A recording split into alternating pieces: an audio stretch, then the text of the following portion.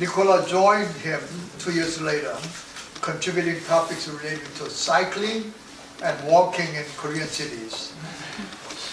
So, without further ado, let's welcome to these two speakers tonight.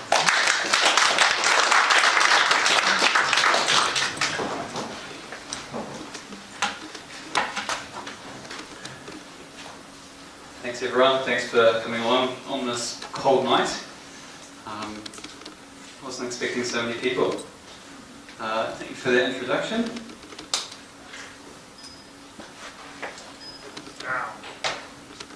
So, as mentioned, I started Kojix.com in 2011, and it really just started as a project of mine, like a blog.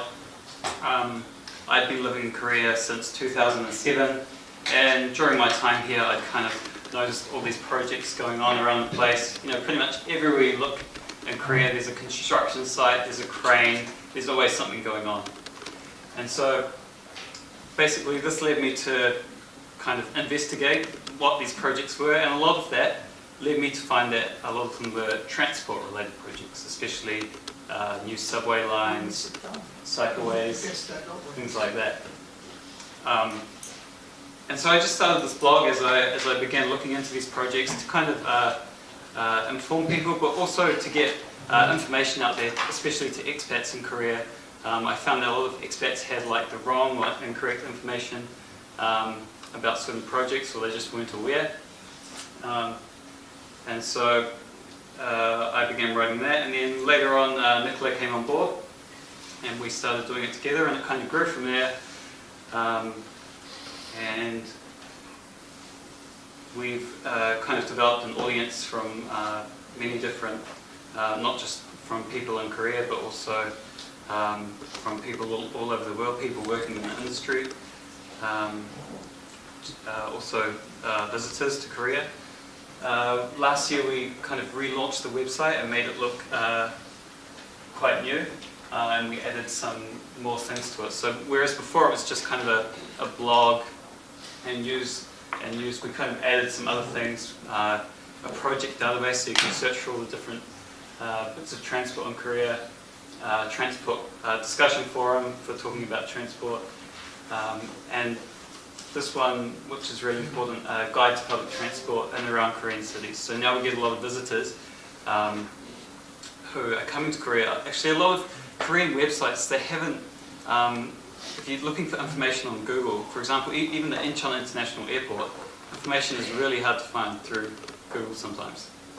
And so we just want to make that information a lot easier to access. We're also active on social media. Nicola will talk about that in a sec.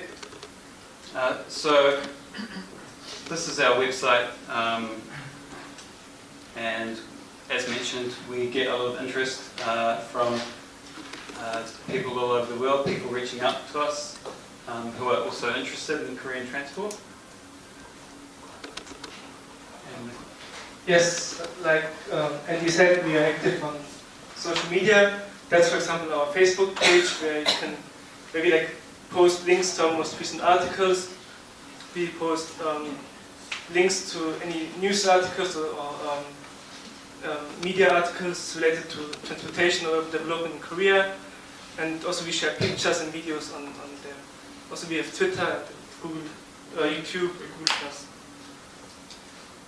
And now, to start the topic, first, like as an icebreaker and to open this presentation, I want to ask you, who uses public transportation in Korea or in Seoul at least once a day? Can you please raise your hand?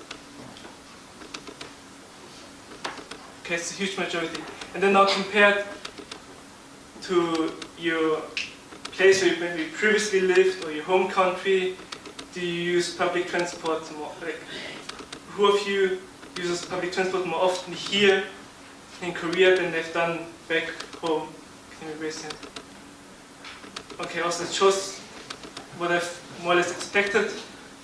So, and it's also like what our topic, our presentation is about, like public transportation, how we use it and how it developed over the years. And to understand this whole development, how everything like, evolved over the years, there's a very interesting concept by the transport researcher Paul Barter. He's from Australia but based in Singapore, and he does lots of studies in Asian cities or also in many other cities around the world related to transportation and parking. He made this basic concept that every city, like every town, which is like not a lot of economic activity, which is small and has not many places to go to, is more or less like a walking city. You have short distances, you can walk to any place you want. But then with growing prosperity, with economic activities, then people have to go somewhere. So it means walking is not enough. And usually then we will have non-motorized cities where people can use bicycles or other rickshaws or other forms of transportation. Then if this growing demand in transportation, with growing economic activity, with growing distances, isn't met with public transportation, then we are going to end, or like not end, but then we are going to develop into a motorcycle city. That you can see, for example, in Vietnam, Hanoi and Ho Chi Minh City are very famous examples. 20 years ago, they've been like non-motorized transport cities and bicycle heavens. Now they're like motorcycle cities. And then, if this trend continues, we will actually end up to have our North American model of car cities, very heavy, large infrastructure that costs a lot of money, and everybody not only has a car, but everybody needs a car to get to their destinations or to the places. However, there's of course, you see there's still blank, there's some alternative pathways.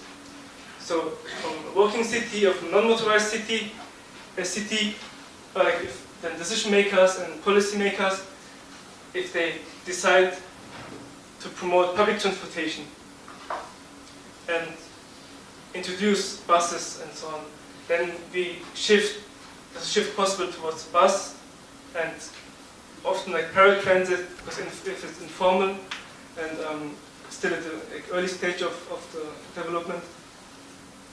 And from there, there's still always the danger to go back into like car cities, or if there's too high demand and the buses, especially bus cities, can't cope with this, then they will end up again as a car city. So it's very important to go from a bus city up to introduce mass transit, often like rail-based mass transit, and then in order to become a real transit city. Also Paul Barter, the transport researcher, he categorized the Seoul of the 1950s as a non-transport city, non-motorized transport city, and then the Seoul of today he sees as a transit city. Also, our presentation today will like describe this path and then only focus on public transportation. You will maybe see we don't talk about cars, we don't talk about private motorization, because that's not actually very important in Korea, or in Seoul not. Because if public transport doesn't work, if suddenly the public transport system collapses, then the whole city collapses, but not if you don't have private cars. Then again, they're more like interconnections, so it's a very complicated model in the whole. So now, to start this topic, we first will go to the past and start early 20th century. All right, so I promise we'll have a lot more pictures now. So public transport was born in Korea in May 1899 with the Tram in Seoul. So some people are familiar with that there were trams in Seoul. Some people don't know. But the trams were started, they were actually the idea of two American businessmen, Henry Colburn and Harry Bostwick. And so they came over and they went and talked to Emperor Gojong. He was emperor at that stage because this was during the Korean Empire, just after the the Joseon dynasty. Although I put a picture of a king in there because I prefer that. So basically, Kolbran and Bostwick, they met up with Gojong, Emperor Gojong, and they convinced him to build a tramway. They talked to him about the benefits and stuff, and so they went into a joint venture together. And part of that joint venture was also not just setting up a tram, but also setting up electric lighting in Seoul. Although it wasn't the first electric lighting in Seoul, that came a few years before that. So, when the tram opened, people went crazy basically, they loved it. The story goes that people came from all over the country to ride the tram, and there's also tales of some people giving up their livelihood, just giving up their job to just sit and ride on the tram all day, because they loved it that much. So right here is the original tram. There were 8 of them built, and plus 1 for the emperor, of course, his own private one. And so the first original tram was, it was all made of wood, no cushions or anything, very open.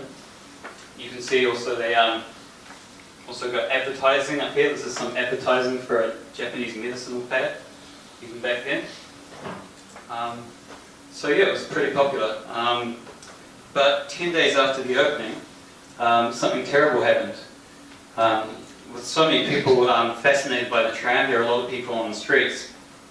And while Seoul streets were busy at that time already with people and cattle and horse and carts and things, people weren't used to big vehicles coming down the road. And a 5-year-old kid ran out in front of the tram and was hit and tragically killed. Now, of course, there were a lot of people on the road at the time who witnessed this, and they all went into a mob, into a frenzy. The father of the child went after the driver with an axe, and although I think he got away, but the crowd did burn the tram to the ground. And then after that, I think they moved on. They went to attack the generator that they didn't get there. So yeah, I think there's a picture of the. So this is kind of known as like the first accident, first public transport accident in Korea. So that's the picture of the burnt-out tram on the road. And so this was kind of a new site which people saw. This is another one I just added in there from 1936, where a car got completely squished between 2 of the trams. But the trams went on to be very successful, and in 1909, before the Japanese fully took over, in 1909, Kolbran went into talks with the Japanese to sell the tram, and he sold the tram to the Japanese without telling the emperor. And when the emperor found out about this, he was furious, but by that time Kolbran had gone back to London, where he was originally from, because he immigrated to the US earlier on. But nothing much changed after that. The trams did go on to continue to be successful. And this is a map of what the tram network was like in 1936. So you'll recognize a lot of these names. You've got like Seoul Station, City Hall, Itaewon, Noryeongjin, Yeongunpo, a lot of these major places in Seoul. And so it was really quite a good developed network. In 1937, there were about, I think, 150,000 passengers a day. And while there were originally about 8 trams when they first started, later on they had about 150, I think. And Seoul wasn't the only city. Also Busan, they had trams for quite a long time as well. And then also at that time Pyongyang too had trams from 1923 to 1950 when the Korean War began. And then they actually, trams came back to Pyongyang in 1991, and they're still running today. that's not to be confused with the trolley buses that run in Pyongyang as well. They started in 1962. But back to Seoul. This is some of the trams after the Japanese left after World War II. So I think this is just before the Korean War up here. And these other two are from 60s. So you can see the trams themselves, the vehicles, they developed quite a bit as well. Here's another one, 1963. And some of you might have seen this tram just down the road there, the Seoul Museum of History. That tram is from the 1930s, from the Japanese era. And it's been restored, and that's a permanent display outside the Seoul Museum of History. So if you haven't seen it, I encourage you to go check it out. It's a good piece of history.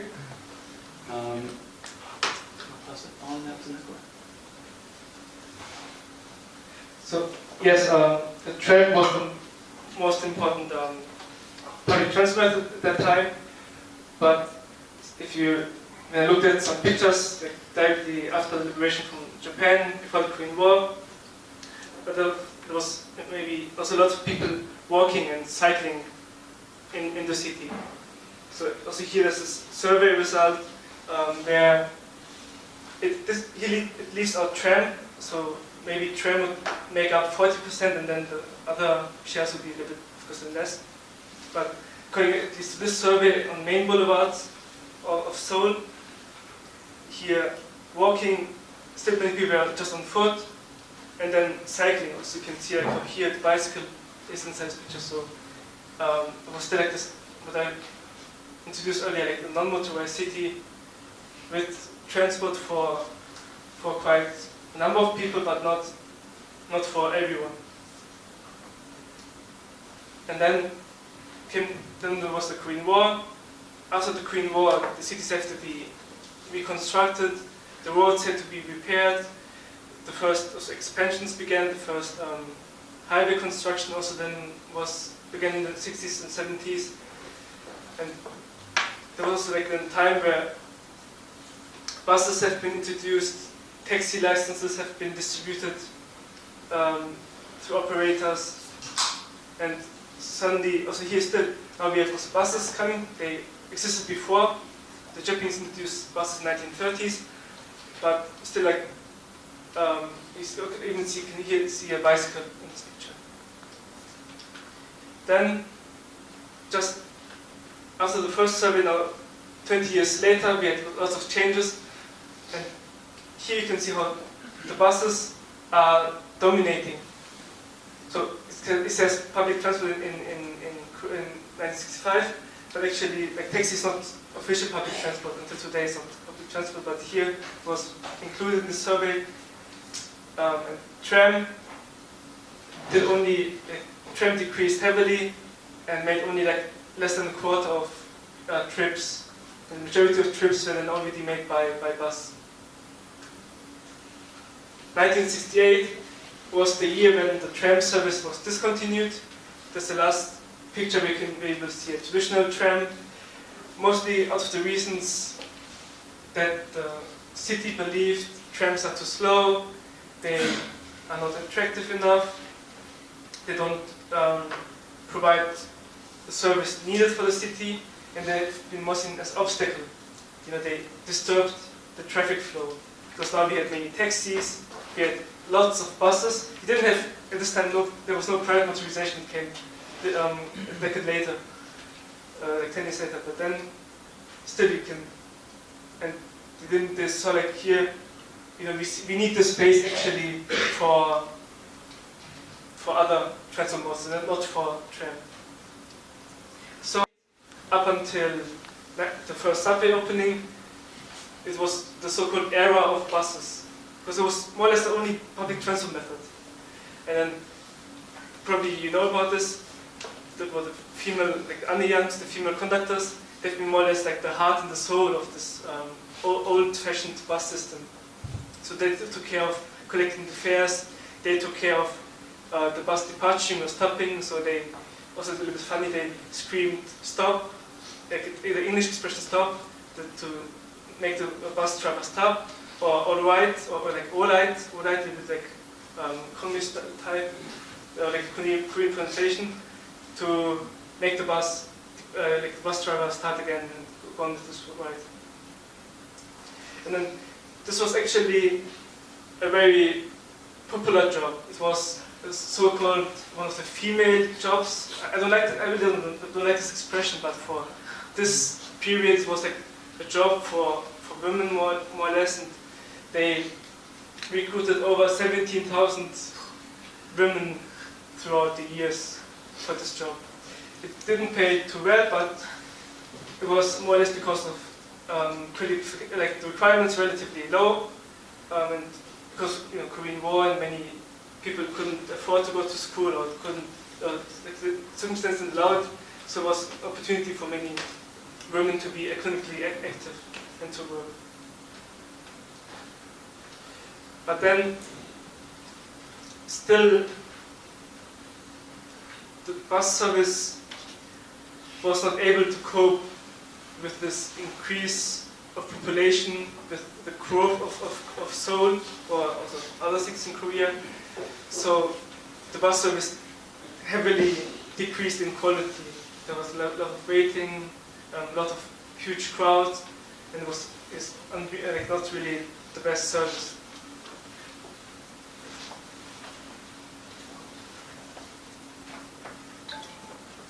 So, buses weren't cutting it, and they needed another solution. So subways, of course. There actually had been plans during the 60s, I think during the 50s and even as far back as the 40s, for subway lines in Seoul, but they just kind of sat on the table and nothing happened to them. Until a mayor came along, Mayor Young Taek-shi, and he was previously the head of the National Korean Railroad. So he knew the importance of rail, and he got started on this pretty much straight away, building Line 1 from 1971 to 1974. So you can see City Hall there, and Line 1 being constructed. And it was opened in August 1974, which was supposed to be a day with a whole lot of events and festivities. But on the day of the opening, the First Lady was assassinated, and so it kind of cast a shadow over. This was probably the only event they held on the day. And so it opened actually rather quietly. What is Line 1? So first of all, you notice it's red, because back then that was the colour of the line. It was also known as the Jongno Line. 7.8 kilometres underground, and even though this was the subway section, at that time it still did connect to the rest of what we know as Line 1 today, going out to Incheon, down to Suwon, and also up to Songpo, which is today Kwangwon University Station. Now, the underground section and the rest of the line, they use different electricity. So if you've ever ridden on Line 1, you'll notice that before you go into underground, the lights turn off, and then come back on again. That's because it's switching electricity systems from 25,000 volt AC electricity, which KoRail uses for their rail network, to the 1,500 volt DC network underground. Now, when it opened, in the first month there were 497 delays and faults, so it didn't go that smoothly, but it was still fairly well received because it connected people in the kind of satellite cities. Obviously the purpose of the line was to kind of get people out of their cars, reduce pollution a bit, stop people, because people were just moving to Seoul at this stage. Population was exploding.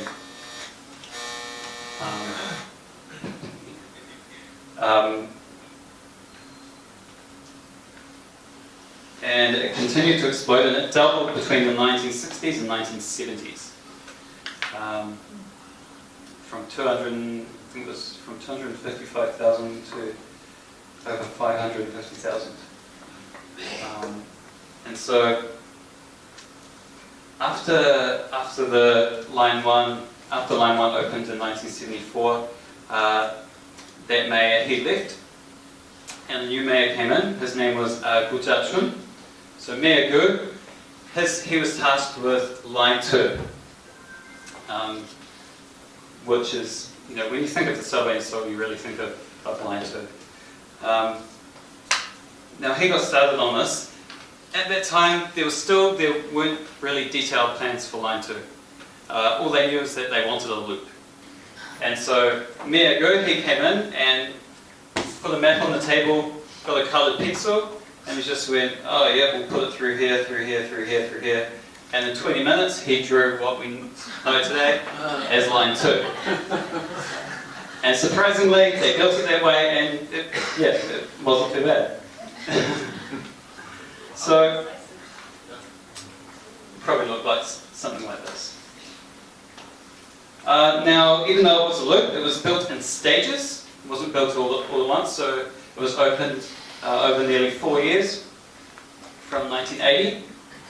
And it started out from Shinseol-dong. So in 1983, it looked like this. And obviously this Shinseol-dong part here today is a little spur off. It's not actually part of the loop. The reason for that is because they needed to bring in vehicles from the railroad, and so that connected to Line 1 up there. So they continued to build it, and it was opened, the full loop was opened in 1984. And today it's the most used subway line, 200 million passengers a day, and 30% of all subway travel happens on Line 2. With some of the busiest stations as well, Shindorim Station and Gangnam Station, two really extremely busy stations.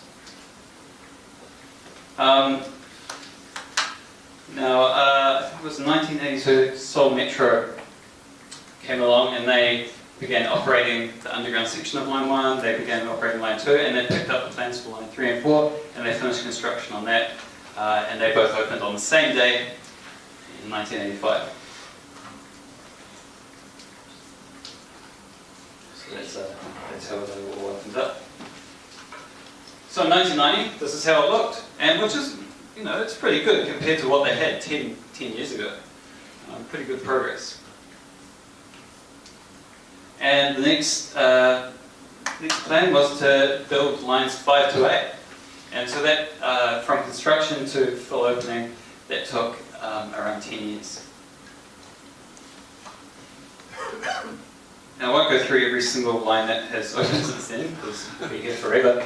But I just want to really emphasize how important, the subway system is to Seoul. It's really the lifeline of Seoul that makes up the largest modal share, 37.1%. Compare this to my city of Auckland, where I'm from, where that would be completely the other way around. Cars would be up top. So I think it's a pretty impressive number. One thing that surprised me in Korea is how even small delays on the Seoul subway network make news headlines. There was a 10-minute delay, it makes news headlines. In New Zealand, the train can be cancelled and they'll do headlines. So it's also the 6th longest network in the world, and will soon, in my opinion, it will soon be the 5th, taking over Moscow, because it just continues to grow. If the Seoul Metro network, for some freak reason shut down, it would be absolute chaos, basically. The number of passengers that use it each day is just phenomenal. Yes, and in the meantime, let's get back to the sad story of the buses.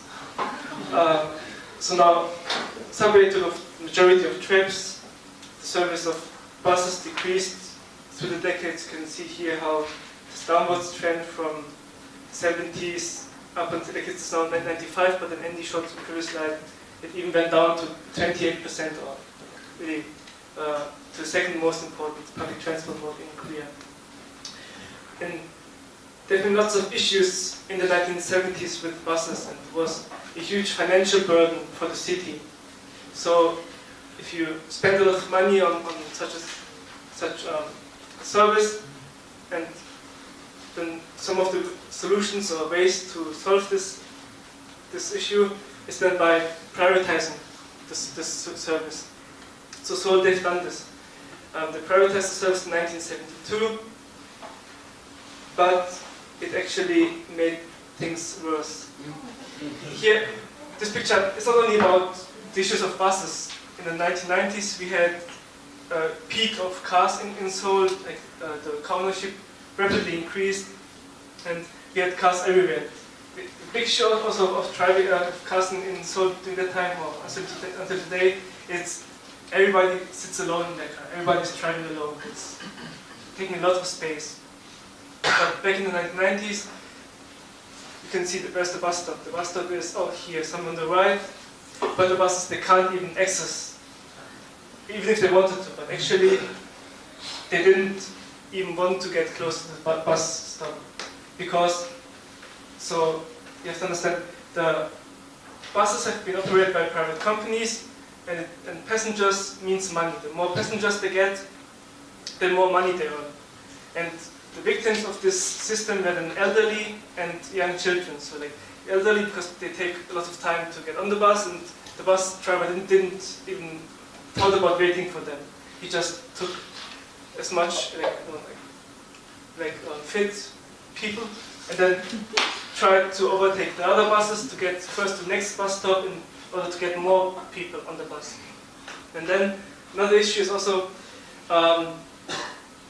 if it's privately run, they can choose wherever they want to operate. Of course, then they choose the main streets, the main big roads where they can expect lots of passengers, but no bus went to the outskirts or to areas where there are less people, but maybe more people who need public transport, don't have cars or anything, or other alternatives. So, in order to solve this issue, then Seoul took it again back, again from this private organized bus system, they took it again into public hands. And that's more or less, it's now we come to the second part of our presentation, to the present. What we have until today, what we can see until today, is the so-called public transport reform.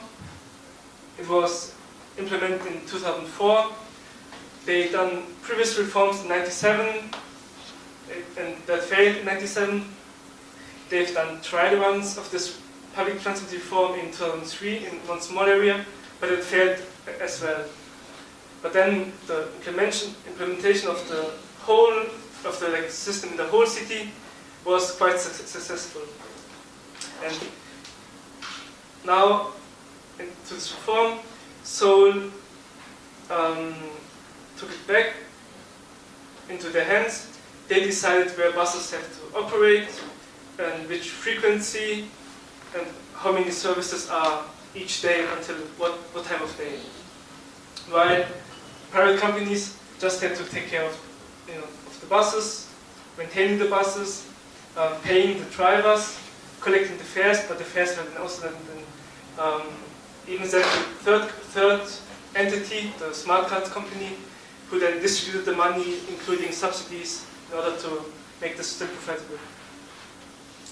And then this public transport reform had 4 main features. The first one, medium bus lanes. So these days, to this reform, in 2004, in order to get on some buses, we don't take the bus on the side of the road. We have to get on the center of the road, on the small islands, like platforms, and from there take bus. And the good thing is, even if there's traffic, the bus usually then just has their own lane and can pass by all this car traffic. This system is the so-called bus rapid transit, BRT system. and it was first introduced in 1974 in the Brazilian city of Curitiba. And Seoul, they looked at Curitiba, and which is like best practice of this bus rapid transit, and they then took this concept of the median bus lanes. Here you can see the similarities. Like they also have median bus lanes. Here, even the streets are very wide. It's a city with 1 million people, so and a lot of space, so they can even have 2 lanes per direction. The difference here is, for example, here you pay, like in Curitiba, you pay to get into the platform, and you don't pay when you get on the bus. So it resembles more like a subway system. You enter the system here, then you get on the bus, and then you can transfer easily between buses. Korea didn't do this, first of all because there's not a complete network of the system. You know, sometimes the buses still take passengers from the side of the road, and then when the system was introduced in 2004, we already had smart card system, which is actually quite a quick way to pay for public transportation. The second feature of this reform is the color coding and the categories of buses. You now, as you all know, like blue, green, red, and yellow buses. Yellow buses are there are just dozens of them, where like circular buses in very small areas. Blue buses are the so-called trunk buses. They go through half of the city, almost from one end to another. The green buses are so-called feeder buses. They feed into the subway system. So they pass by as many subway stops as possible. So I would also recommend you, if you are lost and you just want to find the subway system as fast as possible, just get on a green bus, and it will lead you more or less to at least 1 or 2 stations. And the red buses are connecting Seoul and outer cities of Seoul. And this system is also taken from Curitiba. Curitiba has the same color coding. They also use the same blue buses for, they even have articulated buses, something that we don't have here in Seoul. But red buses for the express buses, like also green for the district buses, and so on. The third element is the smart card system. So now we have just a card to pay for everything, and not only public transport, bus, but also for convenience stores, or for any or even for taxi or phone booths and so on.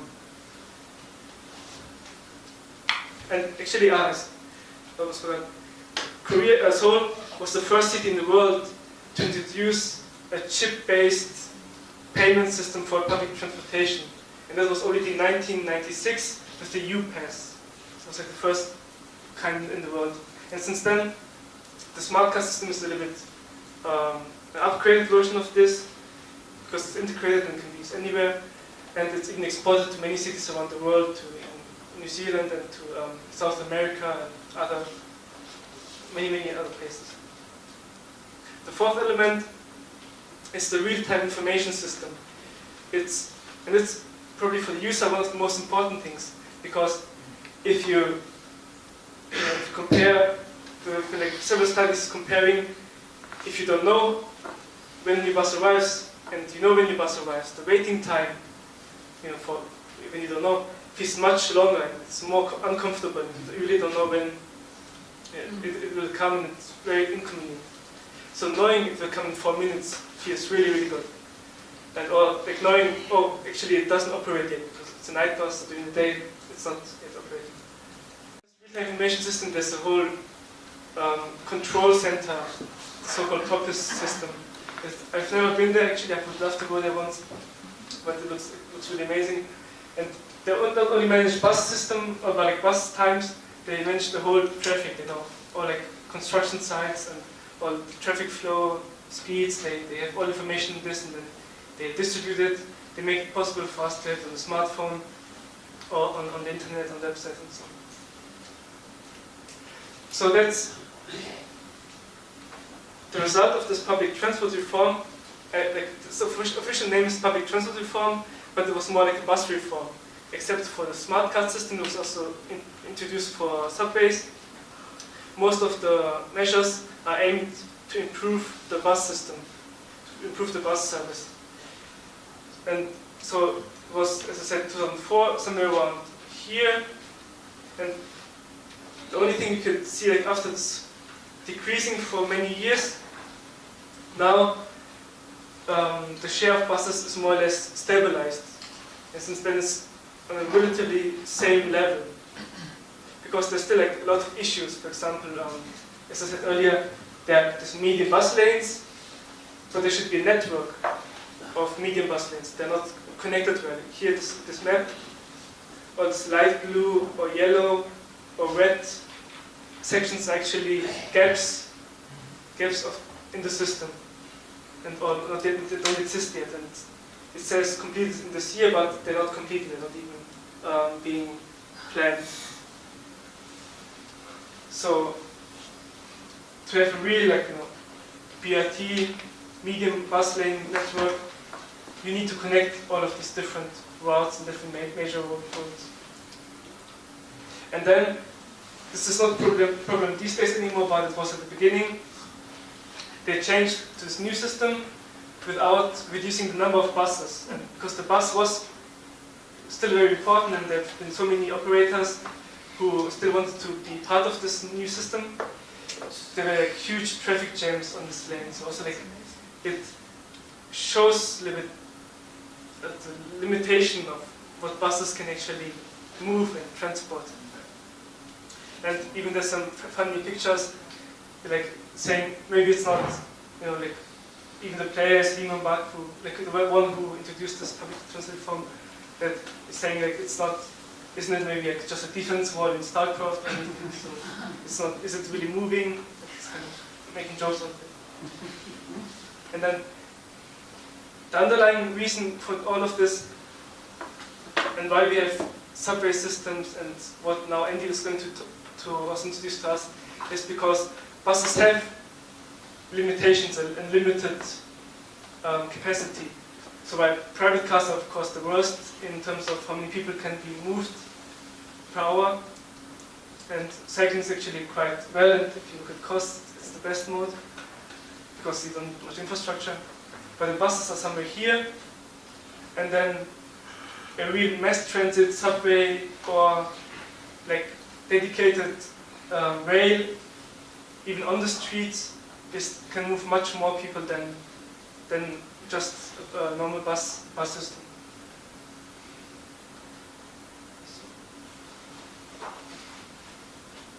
Alright, so again, buses have improved, but still not always the answer. Now you might have noticed in the past few years around Korea, with some lines opening up, that they're not necessarily subway or even rail lines. Since 2011, 7 or 8 different light rail lines around the country have actually opened. It's more than normal, standard subway or rail lines. So there's been a real rise of light rail around the country. Now the first one that was set to open was the spectacular failure that was the Walmido monorail. Now this was a project that was supposed to open in 2010, I believe. It was supposed to rejuvenate the Walmido area, which was getting a bit aged, and people weren't going there as much as they did. And so people were pretty excited for this. And it was kind of plagued with problems from the start, problems during testing, and then the final nail in the coffin was during a test. A bit of the monorail fell off and injured a woman. I think all of my stories involve people getting injured, don't they? And finally, earlier this year, this photo is from August this year, it was finally removed without operating even once, even though it was completed in 2010. But not all hope is lost. This funny looking thing is going to replace it, so rather than a vehicle which can take many people, some type of tourist venture has, I guess, said, hey, we can do something with this. And that's so that they're going to try and use the line. So that's supposed to be opening next year, but yeah, again, we'll see.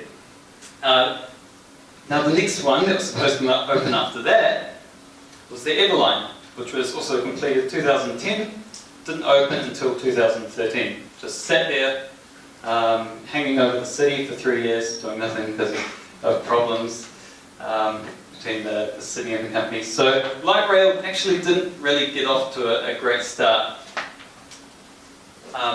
These are the new lines that have been opened over the past few years, since 2011.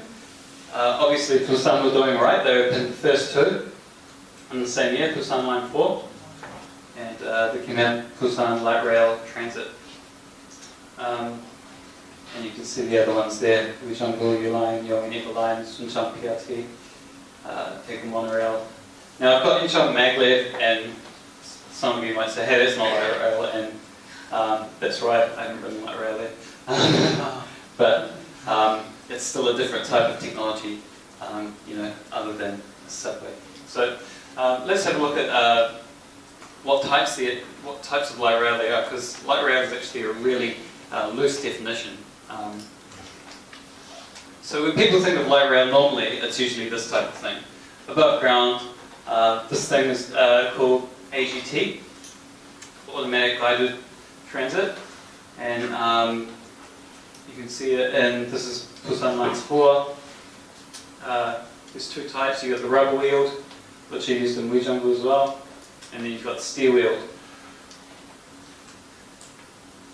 This is the new Incheon Line 2, which opened, which has also been plagued with problems, but I think still operating okay.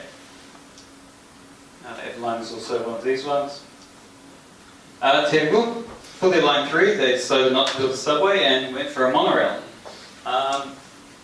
And it's pretty good, I think. It's about 23 kilometres long and weaves in and out through the buildings. So if you're in Daegu, it's really pretty good to see the city. The maglev, which I mentioned, obviously moves using magnets, magnetic levitation. It kind of goes nowhere. It's free to ride. The aim of the project is for it to go to a tourist area on Yeongjongdo where the airport is, but still being built. Now, some people, when they think of maglev, they think of super fast trains. But that's why this is called an urban maglev. It's more of a maglev designed for an urban environment. PRT, Personal Rapid Transit. This funny little thing, SkyCube, is in Suncheon. It was built for the World Garden Expo, held a couple of years ago down there. And it wasn't ready in time for the expo, unfortunately. But they did manage to get it open temporarily, I think, halfway through, and then officially opened it again later. So this is another good example of Korea actually experimenting using different technologies. There's not actually too many PRT systems in operation around the world. So, now speaking of technologies, one thing you'll notice about these new lines that are popping up is that they're all automated. There's no one driving them. And this isn't limited just to light rail. Also the Shinpundang line from Gangnam, which goes down to Pundang and also Suwon now. That's automated too. And Korea's really getting good at this. And it's actually second worldwide in terms of automated lines. And again, they're going to come first soon because Korea has just signed an MOU with Hyundai Rotem to automate some of their lines. They didn't say which ones, but for example, maybe the Suwon line from Suwon to Incheon, maybe they'll automate that. So yeah, I think more and more we're going to see less drivers and more automated systems. But why the change to light rail? Well, it's difficult to pinpoint it exactly, especially because there's a lot of different types of light rail. It really depends. Generally, it's going to be lower cost. It can be up to a third cheaper in some cases. They use less energy, reduce noise too, construction time, and more efficient. So even though sometimes with light rail the vehicles are maybe smaller, they might operate in more frequent intervals. Especially for some of these cities, heavy rail can be a bit, too much for the city, whereas buses still don't cut it. So light rail is a good compromise in the middle. For the future. So there's a lot of cool projects coming up in Korea. This isn't one of them. But yeah, one thing we do at projects is we look at what's coming up, and we get really excited about these things happening. One thing to know about future projects in Korea is that a lot of the time we'll say, hey, this is opening in 2 years, and it will open 5 years later. So it always pays to be cautious when, especially if you're thinking of buying land, or something involving, obviously people try and buy land around future subway lines and stuff. Make sure the plans are confirmed before you go ahead with that, because very often plans do get changed or even cancelled. Now there was one type of light rail we hadn't talked about, and that's trams. Back to trams. Now there's quite a few cities actually looking at bringing the tram back. So following from light rail's rise, we're now seeing some cities looking at trams, and one that is confirmed to open in 2018 is the Pangyo tram route. So this will be the first one. We're going according to plan. It's a very short one, but it'll definitely help the workers in Pangyo get from the station to their offices. And so this tram will run through kind of the pedestrian areas. So it won't necessarily be it'll cross roads, but it won't be a long road. Actually, it'll be going around pedestrian areas. Daejeon have confirmed that their line 2 is not going to be a subway. It's not going to be a maglev, which was also suggested. It's going to be a tram. This was a controversial decision down there. A lot of people were against it. People are kind of scared of trams. They're also scared of losing road space, drivers. But they've gone ahead with it, and eventually it will be a loop.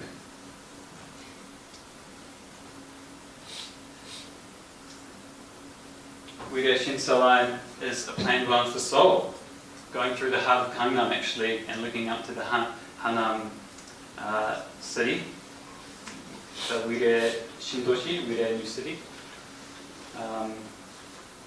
This one is planned, but a company just pulled out, and another company said they're going to try and help. So yeah, again, you just got to keep your eye on it. Suwon said that they want to build a tram. Still nothing's happened with it, but hopefully they do.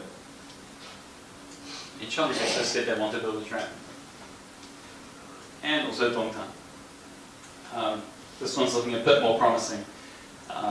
There's an article recently saying they're looking at starting construction in a couple of years. So it's really interesting to see these cities coming back to trams. Obviously the technology is a lot different now, and they look a lot better, work a lot better than they did in the old days. So it would be definitely great to see them back. Now for a couple of other projects coming up. This one isn't your typical public transport, this is more national rail, but I thought I'd bring it up today. High-speed rail in Gangnam is opening next month. Tickets actually went on sale today, and it's called the SRT. And it's operated by company SR, which is a subsidiary of Korea. And it means that you can now get KTX type trains from Susa in Gangnam to Busan or Gwangju, Mokpo. So I know that when I lived in Gangnam, it was a real pain to get up to Seoul Station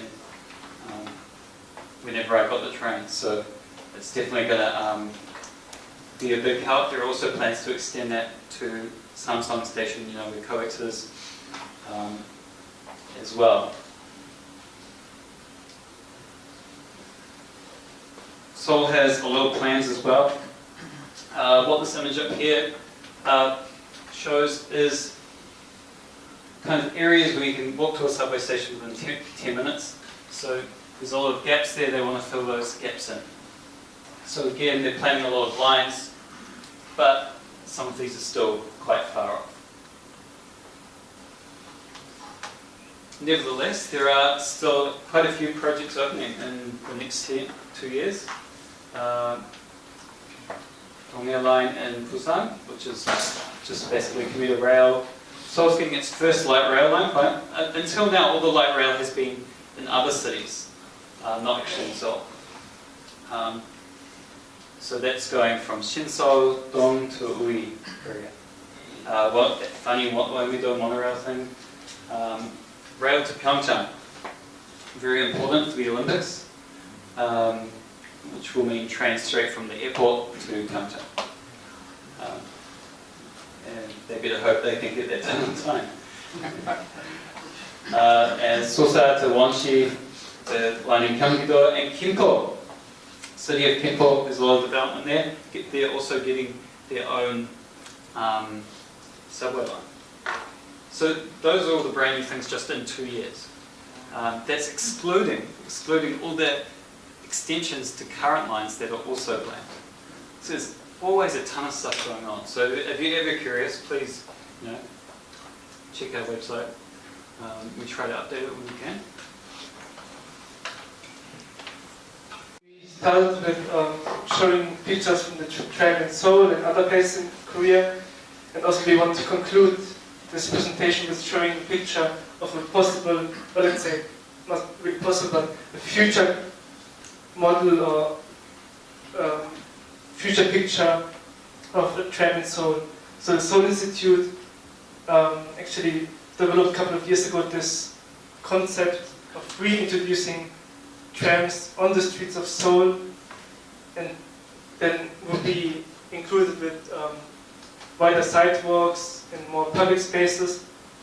And it's more or less now we came like a full circle from, we started the presentation with talking about the old tram in Seoul, how we moved to bus, introduced subways, and now we have this very special and unique mix of buses and subways running together. But as Andy shows, the future is more or less now light rail is introduced, buses are going to decrease in the future, and maybe, who knows, I don't know if this concept, I really love this concept because it's more like a human scale, it's more for the user, because not everything is about efficiency, about moving fast through the city, it's also about experience and that adventure of traveling through the neighborhoods. And the tram, or like on street public transport, is one of the most exciting ways, in my opinion. So yeah, let's see whenever this comes, maybe even 2100 or something or later. So, thank you very much for listening to us. Follow us on Facebook and such things, and we are open to any questions.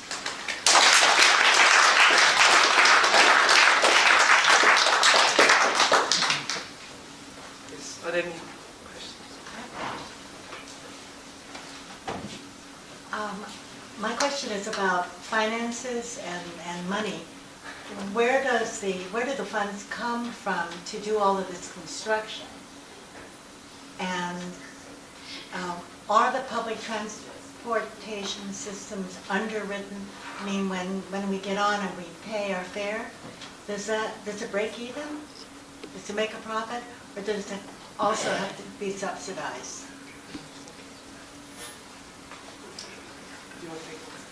I'll talk a little bit.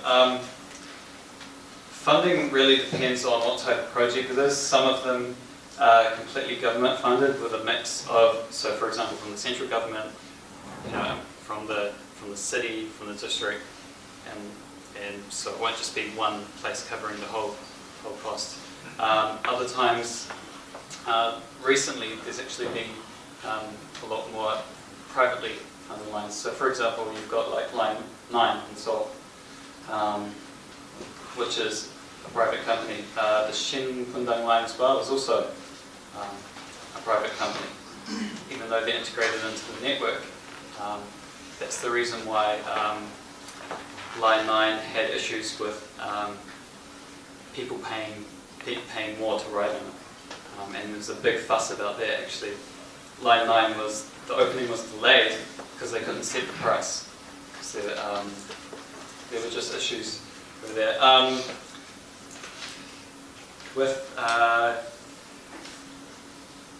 Whether the cost is already covered, and I was just going to say with CoRail, CoRail has been in a big major deficit for many years. Transport prices here are quite cheap compared to other cities, and if they're put up, people get angry. But yeah, it's a real deficit. And probably thinking of public transit systems that make profit in the world, not only Korea. The only thing I can think of is Hong Kong. Hong Kong makes a lot of profit with the metro system because they own land and they develop this land. They then give this to tenants, like shopping malls, and they own like all department stores. Like the metro company owns all metro stores, and so they make more money, not so much through collecting fares and such things.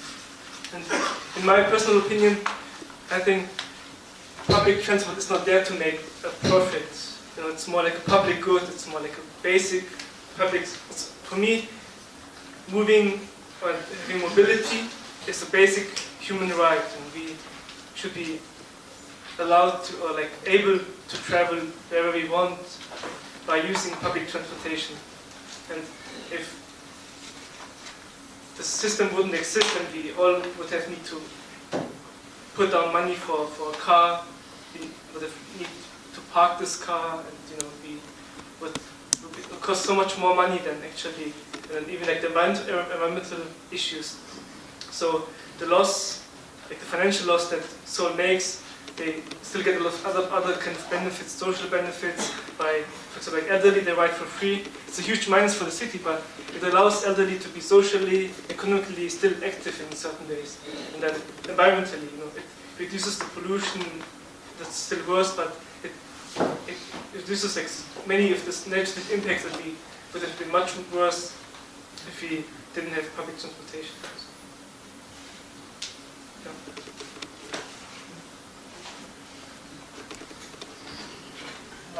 The companies are making a fuss because those of us who are 65 in Korea get free rides. Do you know anything about that? So they want to raise the limit to 70, because they are losing out. I mean, they are definitely not making profit. Yes, it's Do you think that will work? Will the age go up?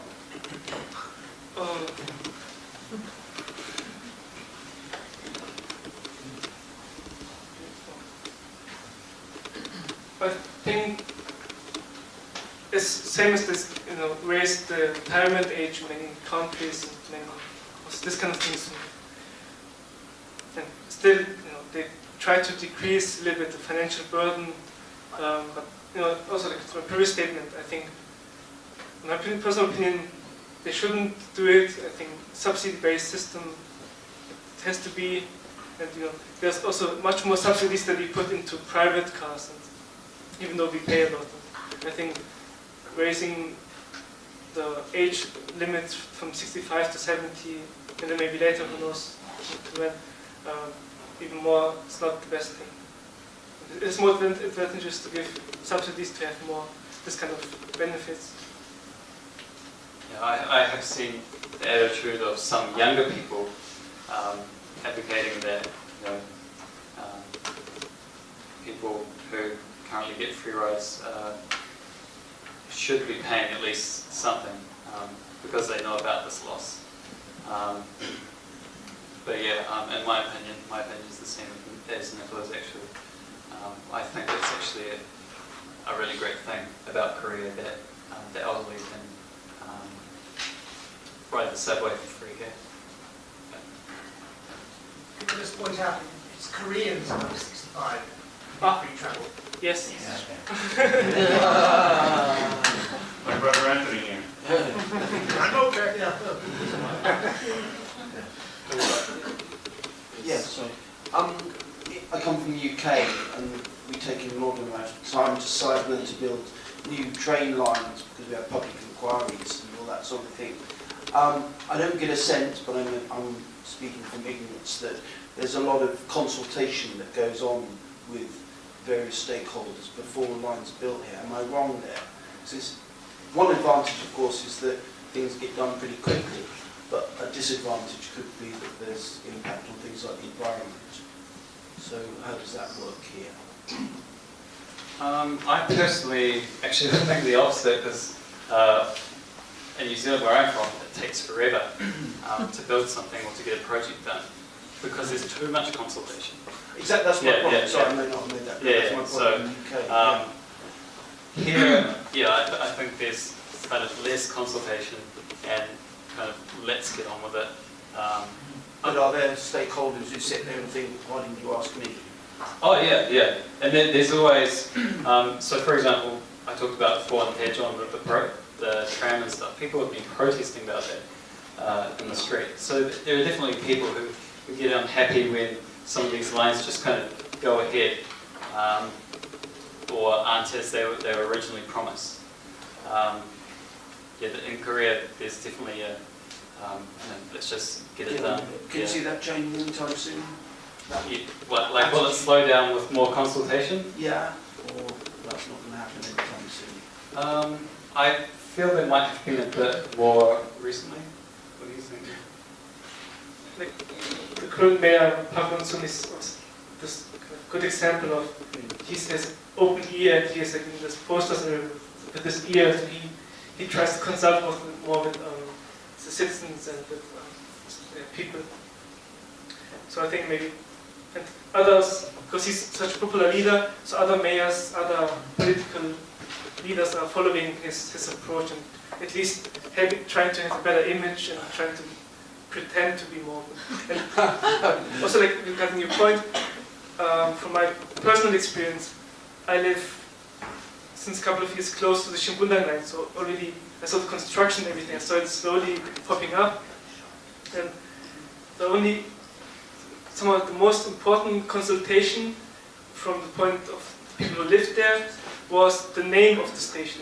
So people could actually submit their ideas how to name the stations, and they had some kind of course not the final decision, but they could, have some influence on the name. Because then the name is also something very important. It can decide about if the real estate prices or like the price there increase or maybe decrease, if the name is something bad or if it's associated with something, prosperity or something good.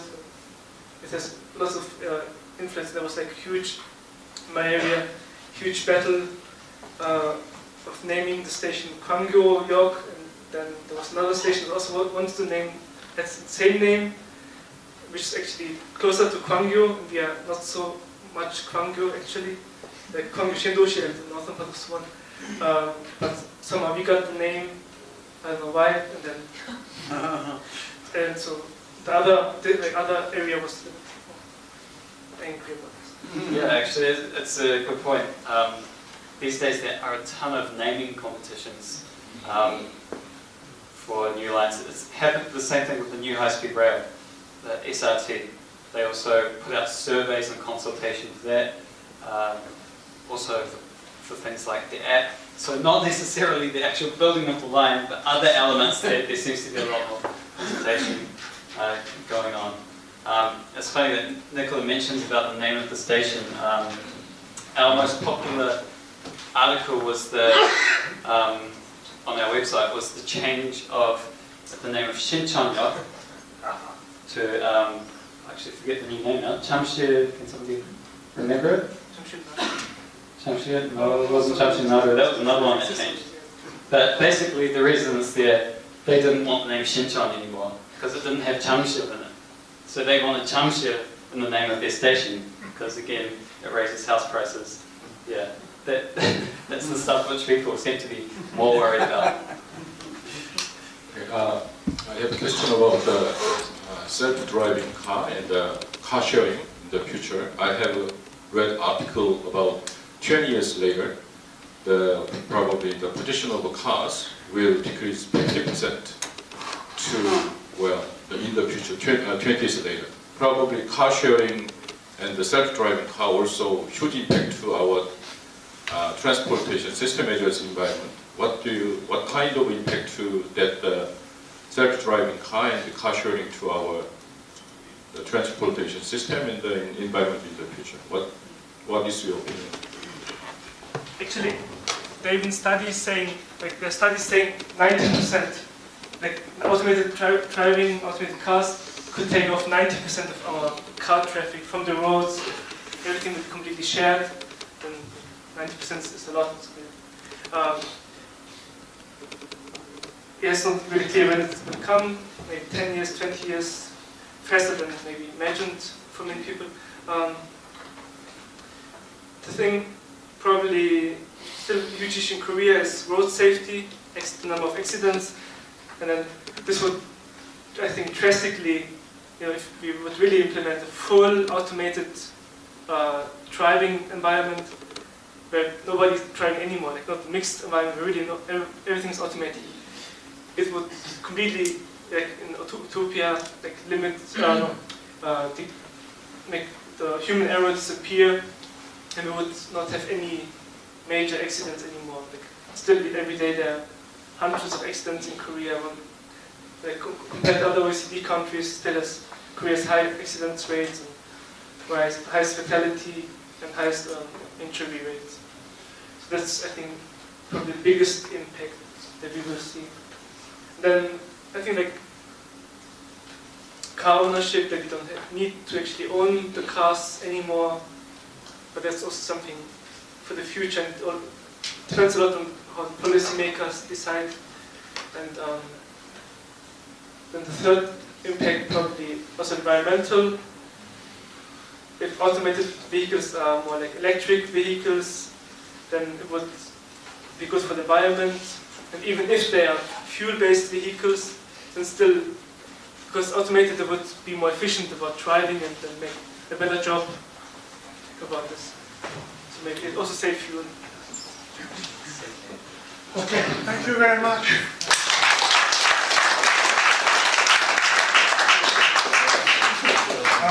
Yes, we have to be out of here by 9 o'clock, so short.